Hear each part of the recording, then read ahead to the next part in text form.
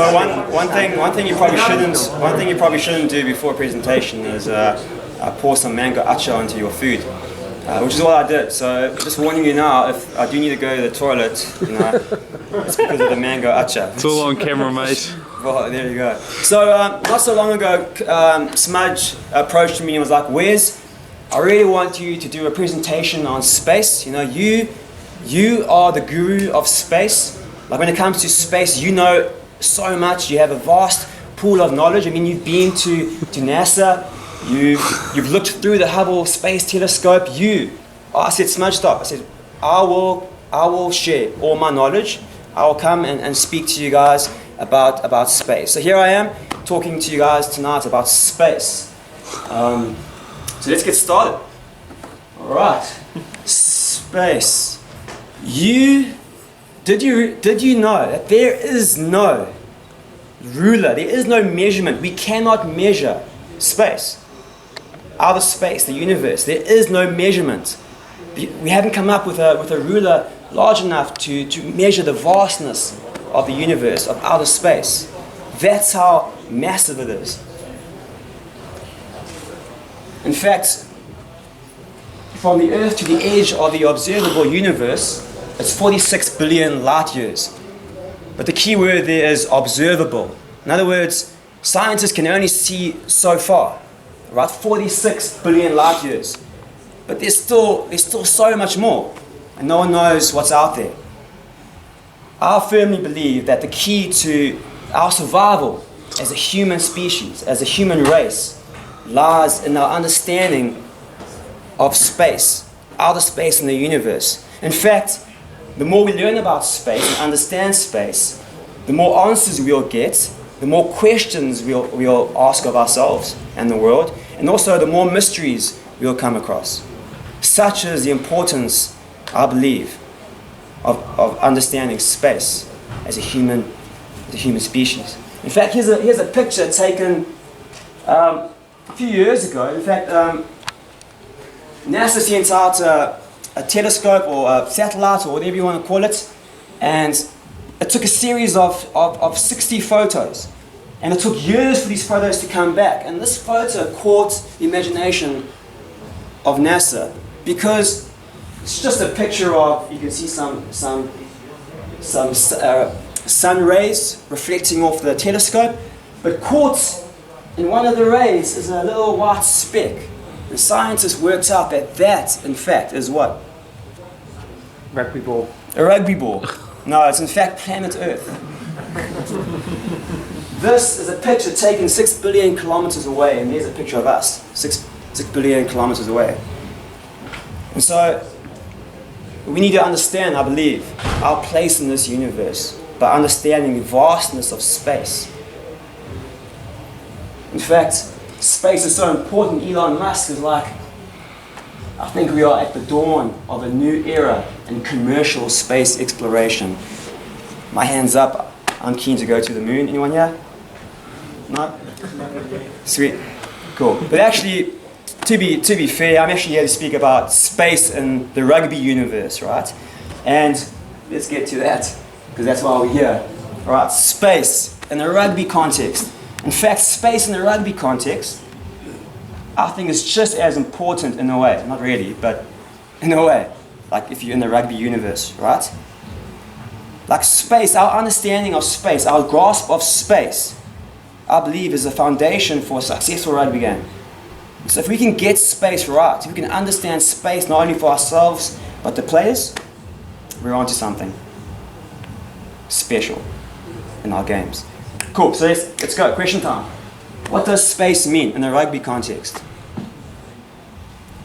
And why is it important? Tough crowd tonight, eh? Right, what is space? Anyone know? Between two people. Gap between two people. Fantastic. Awesome, okay. That's a good start. What else? Room to move. Room to move.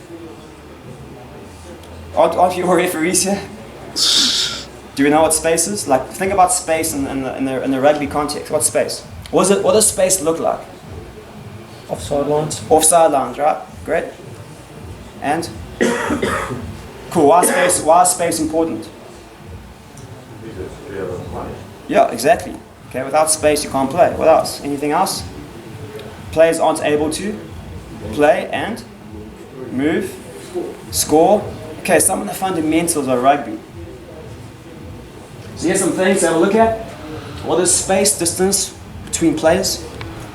Gaps, lineouts, right? Back lines being 10, players being behind the kicker, not advancing too early, players being last foot, players not blocking or obstructing, right? So there are quite a few things. You guys all know this because you're refereeing every week. But why is space important before we get to that? Anyone know? I think we mentioned it, we touched on it, but do you want to... Is anyone here really up to giving us a bit more? Why is space important? Yeah, exactly. Okay, it's part of the product that we get to see, right? And? Guess you saw the answers? Right. So here are the suggestions, right? Why is space important? Have a look. We can see, obviously, time with the ball in hand, opportunity to win, clean ball, at set pieces, phase play, and also the opportunity to compete. In other words, if there's no space, like, there's no game. Let's be honest, right? There's no space, there's no game. 100%. All right. So, some questions around how can we set good space? Any ideas? So, how can you as a referee? Okay, here's your game. It's Saturday afternoon or morning.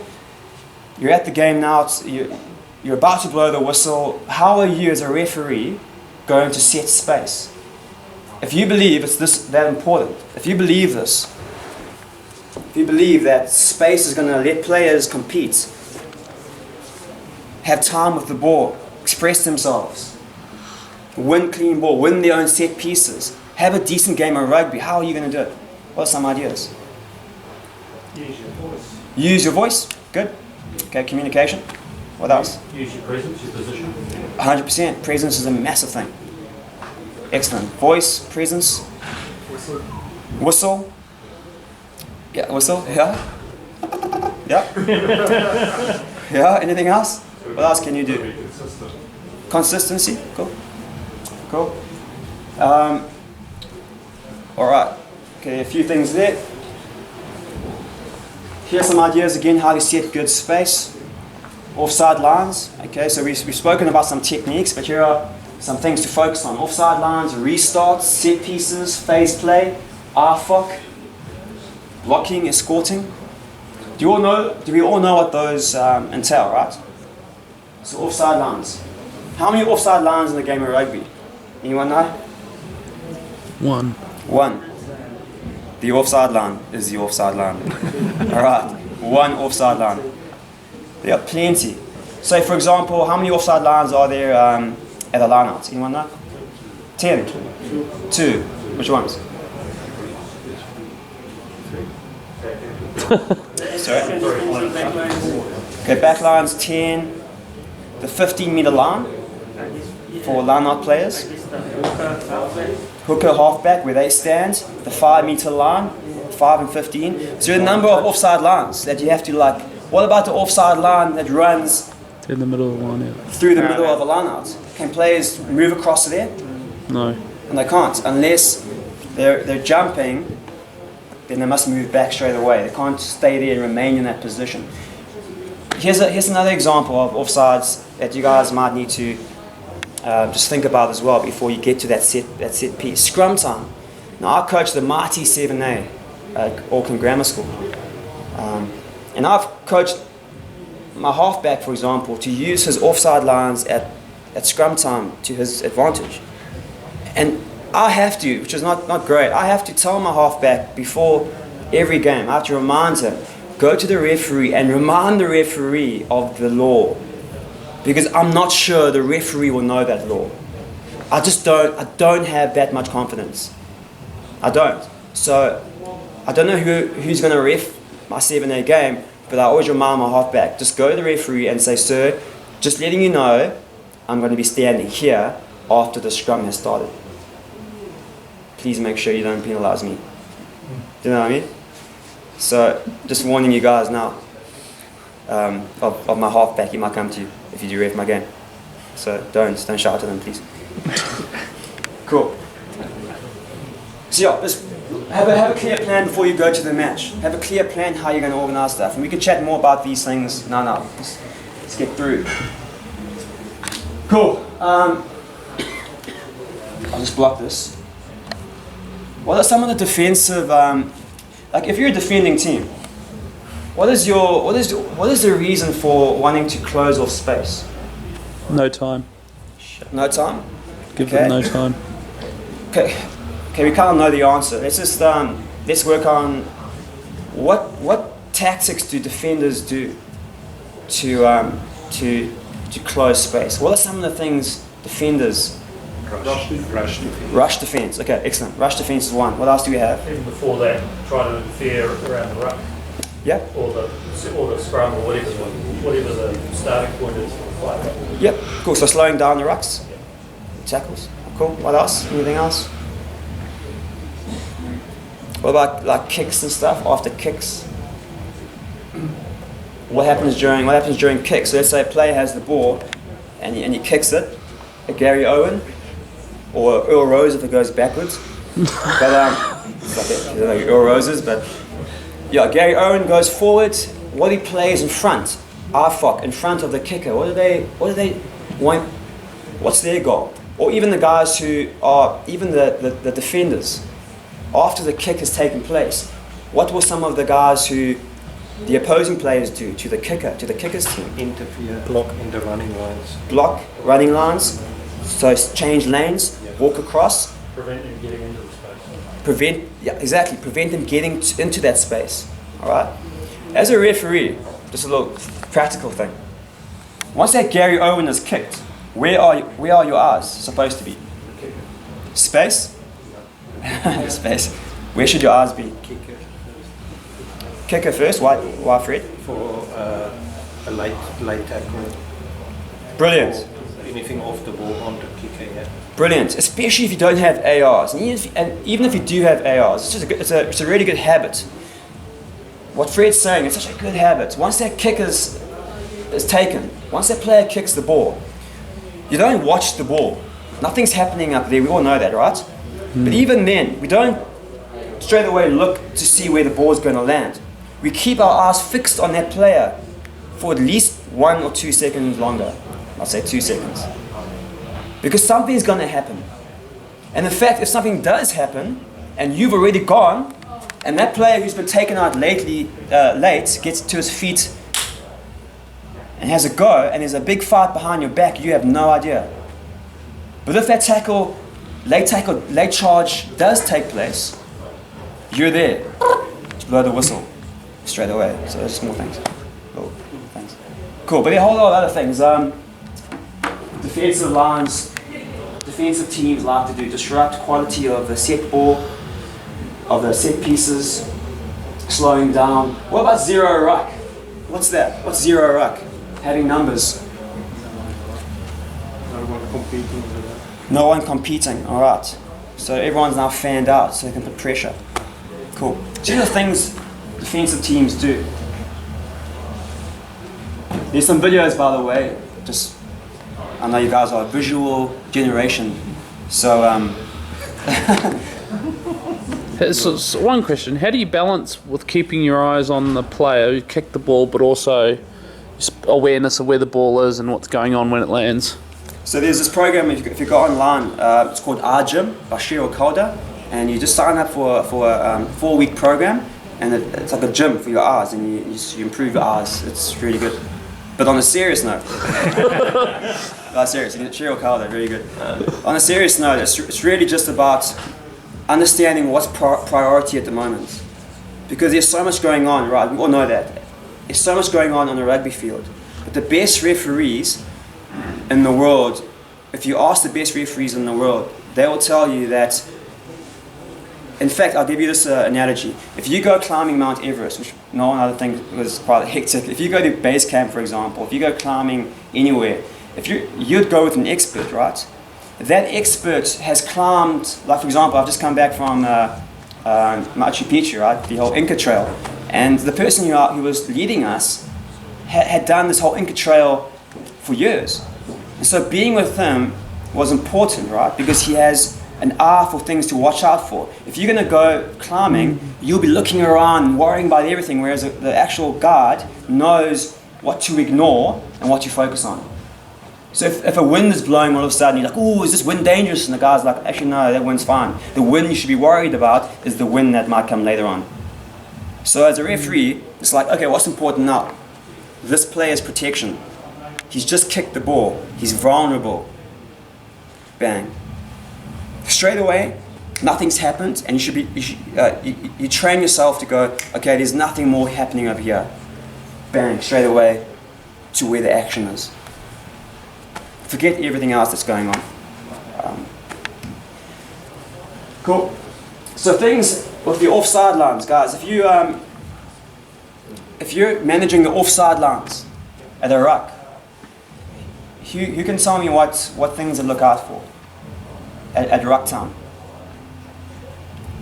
Who will you like firstly look at just to make sure that space is available for players at ruck time? Tackle? Either tackle, from a tackle to a ruck.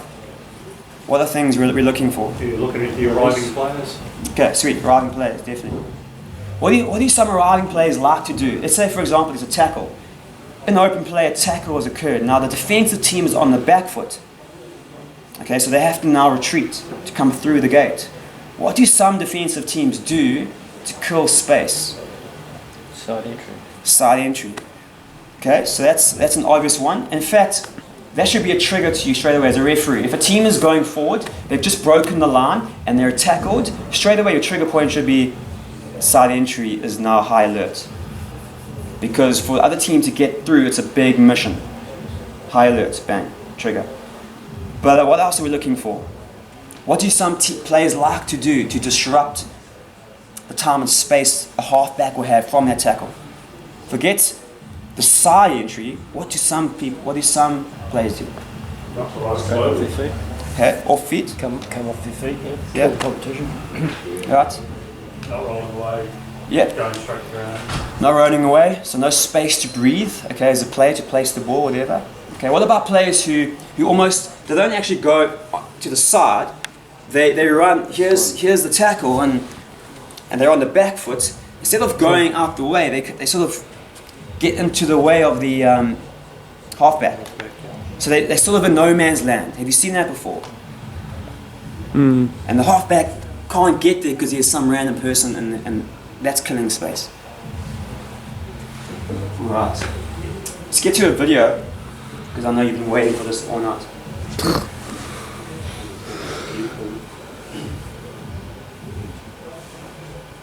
See. Okay, can we all see? Let's take a look at blue defensive line, or blues.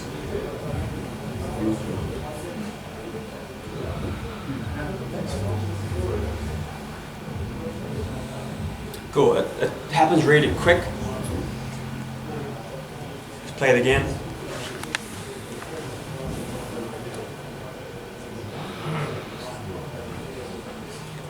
What's the handout for? Do you guys think the hand is out for offside? Didn't get behind them. Yeah. Lose if you've got back and right. You think they got back alright? No, they. Okay. I can actually pause. So, I'll show you one more time. I'll just pause it quick.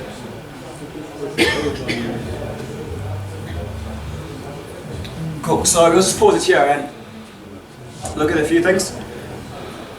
So who do you think is liable to be penalised at this point? Anyone? Like, just I know you can't see numbers, but Yellow boots. okay, sweet. No joke here. This player here, right? And probably this player here. Yeah. Alright. Is the referee looking? Where is the referee looking? I mean, where do you think the referee is looking? Right there. Ruck, okay. Let's play that one. Referee's arm goes out for advantage, offside. Could the referee have done anything to avoid that? Now bear in mind, We're 7 minutes into this game. It's really early on. Possibly, yeah. Hand signals, definitely. Being further away from the breakdown. Yeah, exactly. Get further away. All right. You could actually move out a bit, right? And just be a bit more present. You spoke about is a presence. Presence. Have a bit more, maybe a presence. Okay. So the number of things. Here's another example.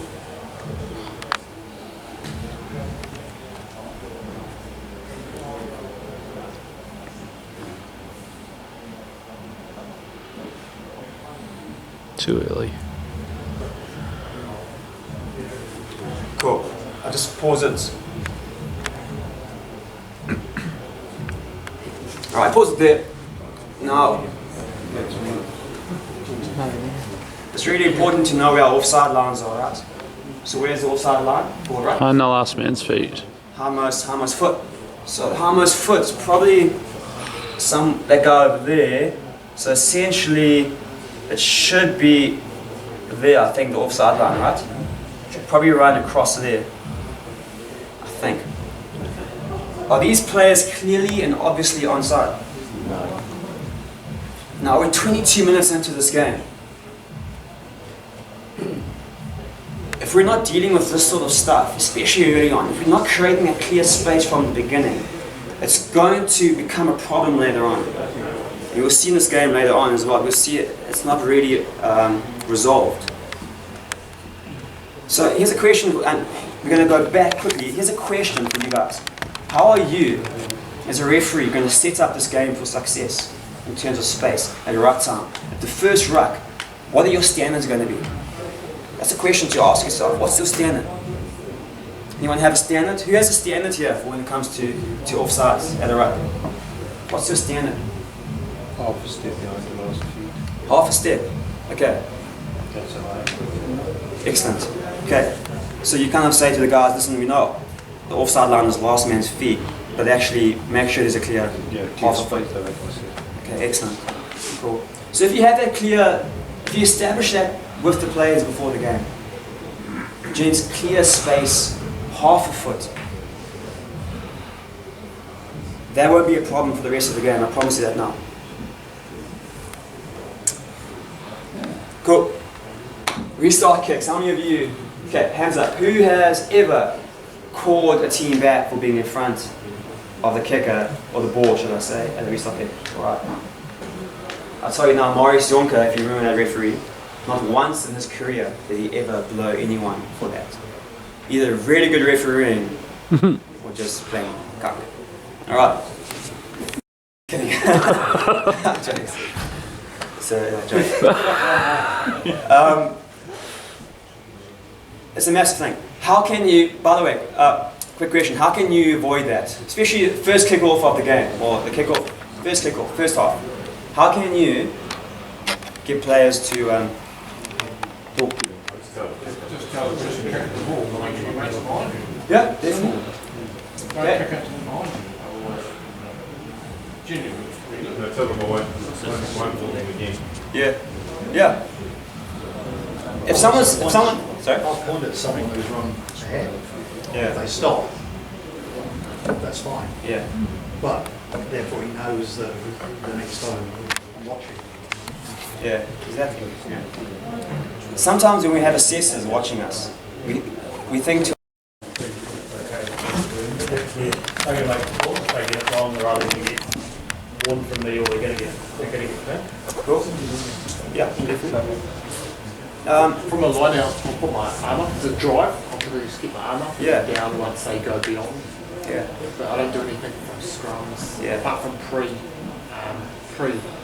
scrum engaging, I'll make sure they're back and comfortable again. Yeah. I think you guys you're both 100% correct. We mustn't make it our job to tell all the players all the time when they can do stuff. I think that the onus is on them to also ask the referee or to also read the game correctly. However, preventative refereeing is a very important skill. Like here's an example, if there's a scrum and you can see that the players, the backline, defensive backline are not quite sure if the ball is out just yet, but you can see they sort of wanting to go, they don't want to get penalised. I can tell you that right now. The last thing they want is for you to penalise them. So if you move around the scrum and you get into a position where their first 5 can see you, I can promise you right now, if you put a hand up and say wait, they'll wait. Or they'll step back. Simple. Wait. Even the flankers, stay bound. They'll listen. Simple. Stay bound. Stay bound 6. They'll stay bound. And then the point of who raises, is there anyone here you raise your hand during a line out to keep guys back?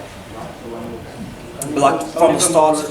Sorry? Only if the mortar's formed. Okay, good. So why don't you put your hand up before that? They should know that. That's obvious. Yeah? Okay. Some referees like to put their hand up, so straight away as line out is formed and you stand there and you put your hand up, and then when your hand's down is when the back lines can come up. Quite honestly, I don't think anyone's looking at you except someone on the sideline who's going, why is the referee's hand up? Honestly, those first 5s aren't looking at you to determine when to go. They aren't going, okay, when's the ref's hand going to go down? Okay, watch the ref. Because your hand, you might be slow. You know what I mean? Your hand might go down like a second too late. They aren't watching you. The first 5s are watching the ball. Once it goes off the top, they aren't looking at you. But they are looking at you when the maul forms, because they can't see the ball.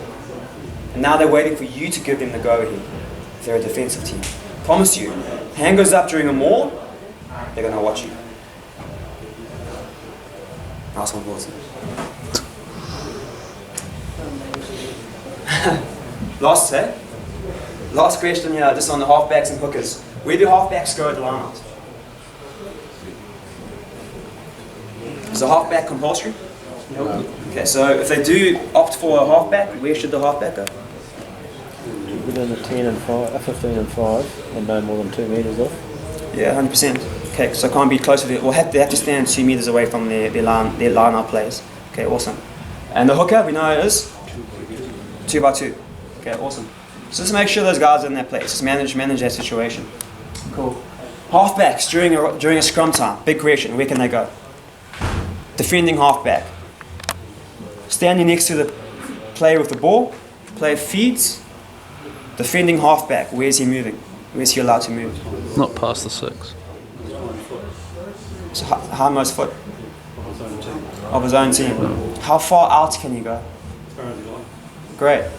So it's quite incredible. Like, I know it's an obvious law because it's in the law book. It's been there since since Moses was playing. But we have an offside line here that's 5 meters in front of the back line. So essentially, the halfback can say, "Stuff it. I don't want to follow the ball or follow this halfback. Stuff it. I want to go to the hindmost foot of my team, line up this first 5, and basically have a 5 meter advantage over my own backline." It's a useful tool, isn't it?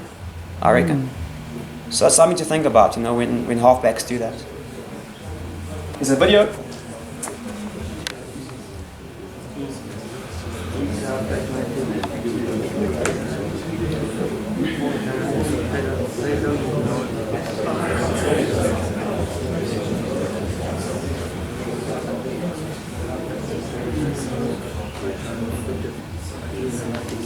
Okay, these aren't the greatest videos, I'll be honest about that, they're just sort of like random ones from one or two games. But anyone know why the penalty was given? Anyone here? So they came Offside. They're going off the outside line. the 15. Oh yeah? Let's see it again. It's hard to tell.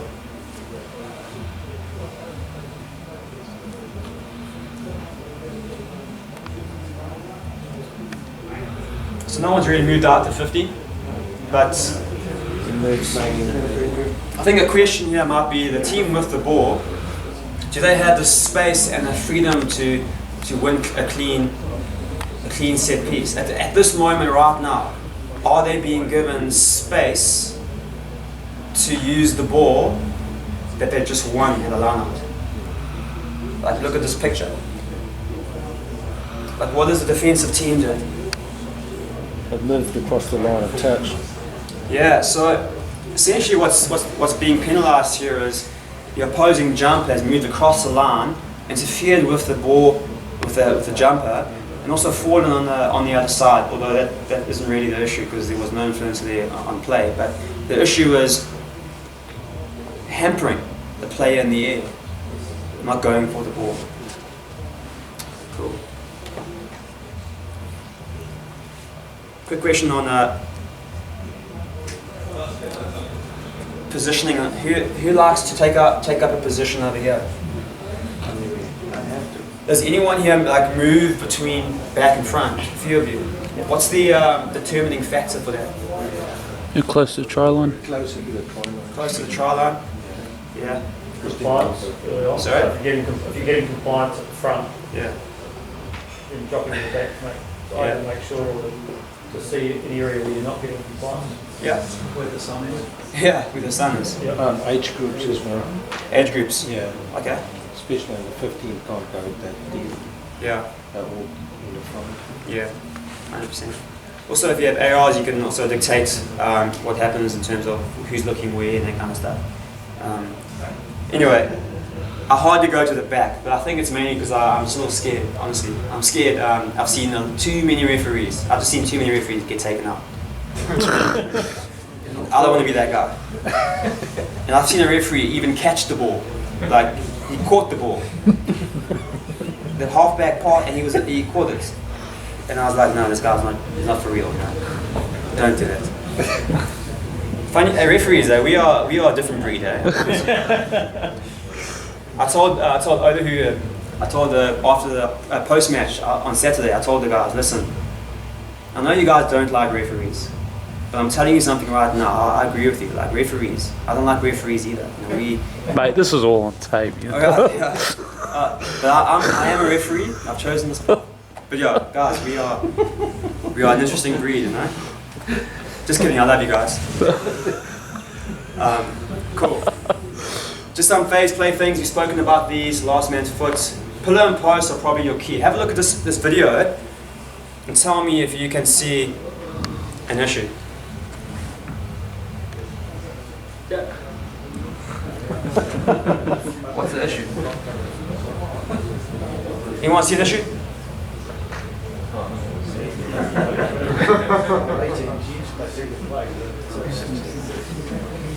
Anyone picked it up yet? He's just come around, didn't he? Who's come around? The Sunwolves prop. Yeah. It's in your head. Okay, so I'll just stop it over there. Now, we're talking about space. We're talking about a referee as well, being in a position to create that space. Now, obviously it's difficult to control everything, but just bear that in mind, positioning as well. This player wants to play, right? He's under the pump a bit. Every bit of space and time is golden and precious. But unfortunately, this player here is clearly offside. Hasn't got back fully, you'll see. You know, he hasn't fully retreated. It's not a clear and obvious in the last man's sort of foot position. And he's had a massive influence on this player's ability to play the ball. He's got pressure, now he's going backwards. So the small little things like that do have an impact. So create that. So most of us, when we saw that, I think, thought that is that the Sunwolves or the Lions? The Sunwolves. Yeah. Sunwolves. Number 18 Front comes row in from the coming side. into the side of the ruck. Oh, is it? Offside, right? From there. Back line. Yeah, so, you know, I'm going to just be straight up. If you penalise that, I'll be shocked. Because there's absolutely no reason to penalise that. Because it's not interfering with that play. 100%. Except it is about setting standards, isn't it? But Yeah, sure. But just remember, like, it's the 73rd minute. If you're going to penalise that in the 73rd minute, then the rest of the game you've been penalising probably 45 times. And obviously, a referee, the best referees know when not to blow the whistle. I think that's the key. So try and leave the whistle in the pocket as much as possible. But yeah, that's right, side entry. But yeah, I reckon just leave it. No. check this out. Do you think they're clearly back? No. Cool. So I've got a trigger. There's 5 minutes left. We'll just go through a whole bunch of videos quick. I've got a trigger for when I'm in the zone here, the zone over here. I have a trigger word for myself because I know that when the players get really close here, space and time is even more precious. So for me, when I'm in this area here, I keep little trigger words to remind myself that it's going to be even harder to manage space here. And so you have to be ruthless as a referee. You have to get really stuck in to getting these guys back because they're defending their line. And they're going to put every single bit of effort into keeping you out. So yeah.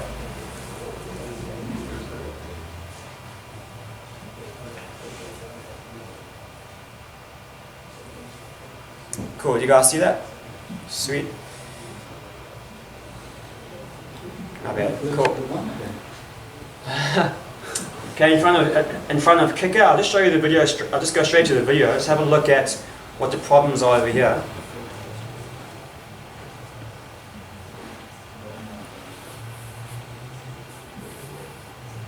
Look alright. All those players are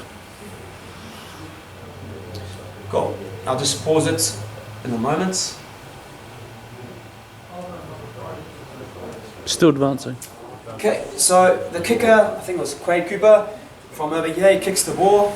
Every player, every single player in this team is in front of it, is in front. Every player, I think.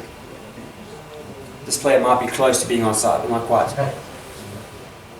Every player is in front. Is Quade Cooper kicking the ball and chasing after it? He's not. What are these players in the front doing? Every single one of them is advancing. Every single one of them. What's the penalty? What's the call there? What do you call in that situation? So it's a penalty, right, or advantage. And what happens when you penalise? What options are there? Penalty or scrum? It's a penalty where?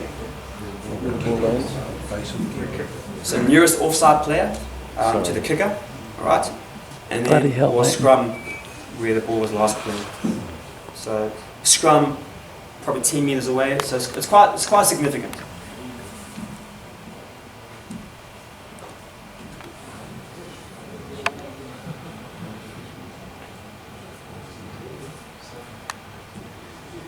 Again.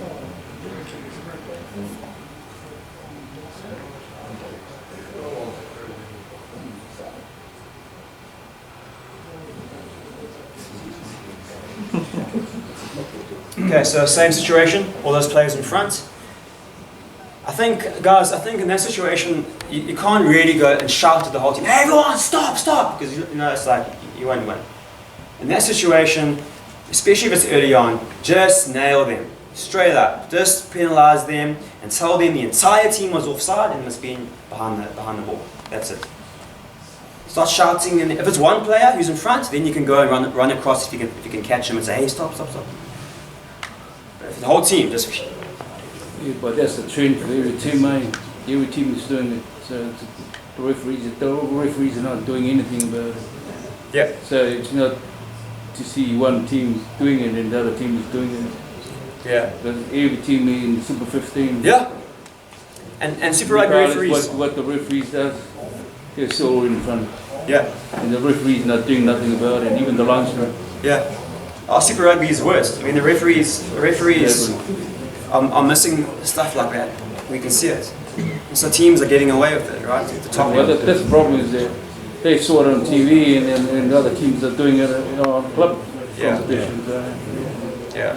They say, well, I saw it on TV. No. Yeah.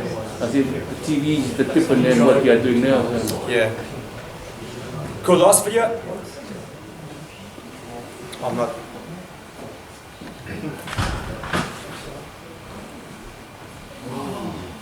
So one more time. So the two players offside. Pressure on the catcher, knocks it on. Could be a turnover. 26 minutes into the game, it's quite a tight game. Now, if you're sleeping as a referee, it's either going to be a scrum, or an advantage, or turnover and a try, or penalty 5 meters from the goal line. It's a huge thing. It seems small, but space is a massive thing in the game of rugby. Ask Elon Musk. Okay, blockers, people trying to block the charge down. Here's a video.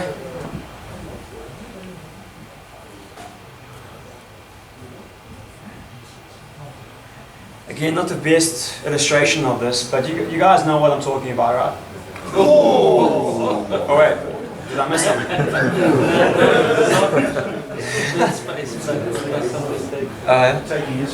Well, that's right. I'm watching this game. I think they might be talking about this player here who's like holding that player. I don't know.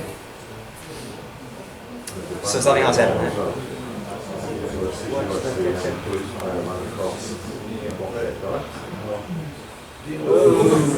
Oh, I've actually picked it up. It wasn't by the ruck. Have a look here. It's the winger, 100%.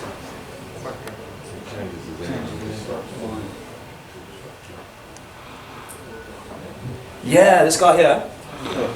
He's not a realistic catcher, but he's watching that player who is a realistic catcher, and he's moving. You see his body is turned, and he's moving in line. And then bang. Stops him for at least a second. And that's why you flip. And he gets a flip. And he gets flipped. I mean, if he had been there a second earlier, that wouldn't have happened.